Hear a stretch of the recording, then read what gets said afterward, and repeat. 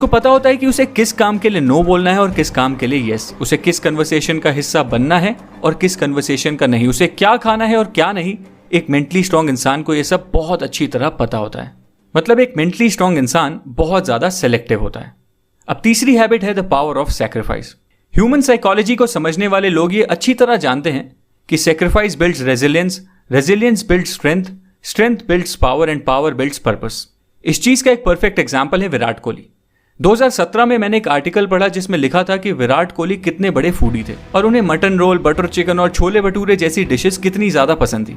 पर आज उनकी डाइट कुछ ऐसी है कि बटर चिकन और मटन रोल तो छोड़ो, वो अपनी कॉफी में चीनी तक नहीं पीते। डिसिप्लिन और सेक्रीफाइस उनकी लाइफ का एक मेजर एलिमेंट है।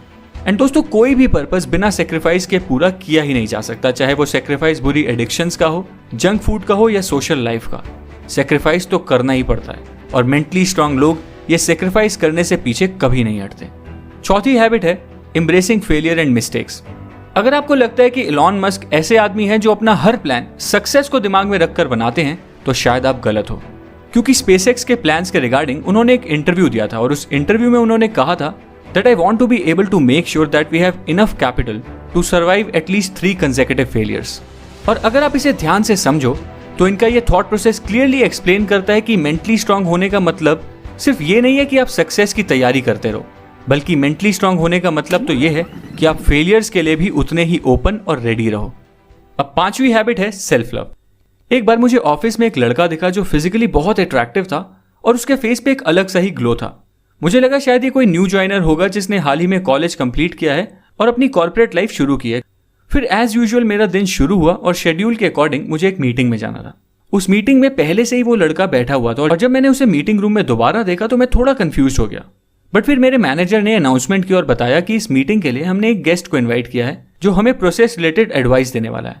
और वो गेस्ट बिजनेस की एक यूनिट का डायरेक्टर है। और पता है ये डायरेक्टर कौन था? वही यंग दिखने वाला लड़का। एंड उसके बाद जब मेरी उस डायरेक्टर से बात हुई तो उसने बताया कि वो बिजनेस की एक बहुत ही क्रिटिकल यूनिट हैंडल कर रहा है और उसका शेड्यूल फुल पैक्ड रहता है। पर वो जब तक अपने दिन की शुरुआत में सबसे पहले अपनी फिजिकल हेल्थ और मेंटल हेल्थ पर काम नहीं कर लेता, वो अपने दिन के बाकी काम भी शुरू ही नहीं करता। For him his day starts with a practice of self love. And दोस्तों, वैसे सेल्फ लव प्रैक्टिस करने से आपकी सेल्फ एस्टीम और ओवरऑल मेंटल हेल्थ कई गुना इंप्रूव हो जाती है। इसलिए मेंटली स्ट्रांग बनने के लिए ये भी एक बहुत इंपॉर्टेंट हैबिट है। सो दोस्तों, ये थी कुछ 5 क्वालिटीज जो मेंटली स्ट्रांग लोगों में अक्सर देखी जाती हैं। और अगर आप भी मेंटली स्ट्रांग बनना चाहते हो तो आपको भी अपने माइंडसेट को कुछ ऐसा ही बनाना पड़ेगा। अगर आपको मेरी इस वीडियो का कंटेंट पसंद आया तो इस वीडियो को लाइक करना, मेरे चैनल को सब्सक्राइब करना और बेल आइकन दबाना फ्यूचर वीडियो अपडेट्स के लिए। Thank you.